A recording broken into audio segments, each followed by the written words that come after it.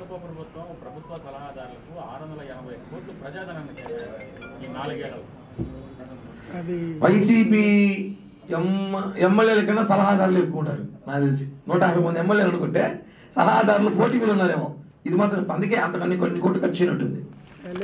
ఈ రాష్ట్రంలో ఇంకొక 10 రోజుల్లో ఎన్నికల కోడ్ రాబోతున్న సందర్భంలో ఏదో తూతు మంత్రంగా అధికారులు మార్చాలి కాబట్టి అధికార పార్టీ ఎవరైతే వాళ్ళకి బాగా పనికొస్తారో ఆయన తెచ్చుకొని ఎమ్మెల్యేలు కానివ్వండి, మంత్రులు కానివ్వండి, అందుబాటులో ఎవరైతే బాగా ఫేవర్గా పనిచేస్తారనిపించారో ఐఏఎస్ని ఐపీఎస్ని మార్చుకుంటున్నారు.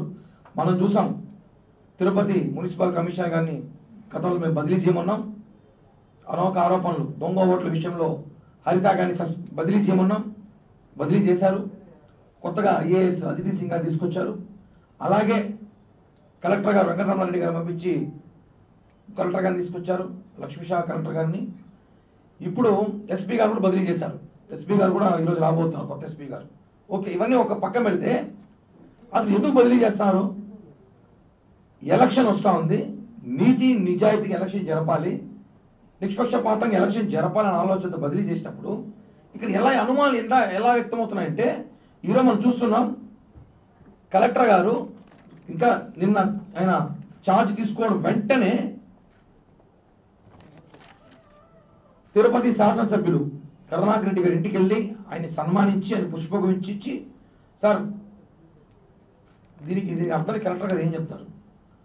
ఎందుకంటే ఇక్కడ పోటీ చేసేది ఎవరో కాదు, ఇదే పార్టీకి ఎవరైనా పోటీ చేస్తే మాకు అనుమానం రాదు. ఈయన కొడుకే పోటీ చేస్తున్నాడు. ఇప్పుడు మేము ఇంక ఎలక్షన్ ఎలా చేయాలి? ఈయన కొడుకు పోటీ చేస్తున్నప్పుడు నువ్వు ఆయన తండ్రి దగ్గరికి వెళ్ళి సన్మానించి పుష్పగుచ్చి చూస్తే ఒక ఐఏఎస్ సోదరుడు కలెక్టర్ గారు, ఇంకా మా ప్రజల్లోకి ఎన్ని అనుమానాలు వస్తాయి? ఇప్పుడు ఎలక్షన్ చేయగలుగుతాం? మేము ఎలక్షన్ ఉండగలుగుతామా?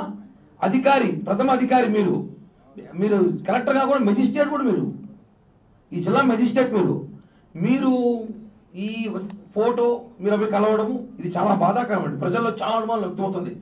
మేము కష్టపడి ఎలక్షన్ చేయాలని సిద్ధమవుతుంటే మీరు ఇలా కలిసి ఏం సంకేతం ప్రజలకు ఇస్తున్నారు? దీనిపైన ఎలక్షన్ కమిషనర్ గారు కూడా దృష్టి పెట్టాలి. ఆయన దృష్టి తీసుకెళ్తున్నాము. మా లీగల్ టీం ద్వారా, Janasena Telugu Desam party legal team ద్వారా యూపీఎస్సీ చైర్మన్కి, చీఫ్ సెక్రటరీకి, అలాగే ఎలక్షన్ కమిషనర్ గారికి, గవర్నమెంట్ చీఫ్ సెక్రటరీ గారికి ఈరోజు సాయంత్రం అంతా మెయిల్ చేయబోతాం లెటర్లు. ఎందుకంటే వీళ్ళని ఎందుకు తిరుపతి ట్రాన్స్ఫర్ చేశారు, ఇలా రావడం వల్ల ఎలక్షన్కి ఏమైనా ఉపయోగపడతారా?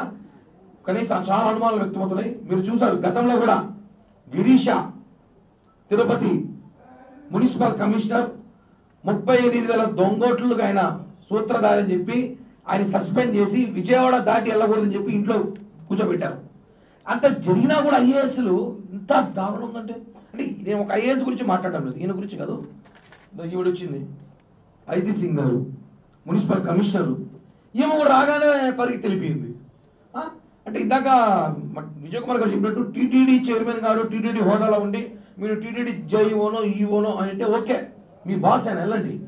ఆయన శాసనసభ్యుడు ఇక్కడ, మీరు ఆయనకైనా పెద్ద హోదాలో పోస్టులో ఉండి ఐపీఎస్లు ఐఏఎస్ చదువుకొని మీరు వాళ్ళు సన్మానాలు చేసుకుంటారంటే మేము చూడటానికి ఇదేమైనా మాహితి అయితేమా? మీరు సన్మానం చేసుకుంటారని మేము చూస్తున్నాడానికి